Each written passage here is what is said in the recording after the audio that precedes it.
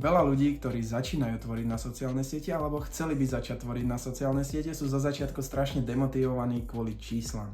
Hovorím aj o sebe, pretože zažíval som a sem tam ešte zažívam toto isté aj ja, ale podarilo sa mi celé toto hodiť za hlavu a robiť to preto, lebo ma to baví. Tvorenie videí bolo pre mňa veľmi fascinujúce a zaujímavé zo začiatku, ešte predtým, jak som sa tomu venoval, pretože mi to prišlo, že môžete niečo tvoriť, ukázať niečo ľuďom a byť zároveň sám sebou. Zo začiatku som bol strašne demotivovaný kvôli číslam, pretože som si myslel, že keď začnem tvoriť videá, začnem to zdieľať tam a tam a tam a ukazovať tomu a tomu a tomu, tak sa to dostane medzi strašne veľa ľudí. Keď robíte tie videá kvôli tomu, že chcete, aby mali čísla a nie kvôli tomu, že vás bavia, ľudia to vycítia a tým pádom je strašne malé percento z tejto skupiny ľudí, ktorí by vás začali sledovať. Samozrejme niekto si povie, Ježiš, mňa sleduje iba 50 ľudí, mňa sleduje iba 100 ľudí, mňa sleduje iba 200 ľudí. Predstav si tú masu ľudí na jednom mieste. Predstav si 50, 100, 200 aj 1000 ľudí na jednom mieste. A keď sa na to tak pozrieš, není to vôbec malá skupinka ľudí. Zo začiatku samozrejme je ťažké presadiť sa medzi toľkými tvorcami, ktorých tu na Česku a na Slovensku máme. Keď budeš vo videách sám sebou, budeš to robiť preto, lebo ťa to baví a nie kvôli tomu, že za tým vidíš nejakú masu čísiel, pozornosti, slávy alebo podobne, tak čím dlhšie sa tomu budeš venovať, tak ver mi, že ten úspech skôr či neskôr príde. Zase záleží od toho, ako berieš úspech, pretože všetci sme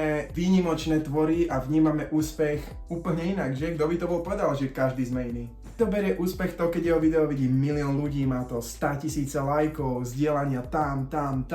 Niekto úspech berie, keď napríklad si to video pozrie jeden človek, dá like, napíše nejaký pekný komentár. Úspech niektorí ľudia berú aj finančne. Čím viacej zarobíš, tým viacej si úspešný. Stále by mala prevyšovať v podstate tá chuť to robiť a nie to, že to robíš pre čísla.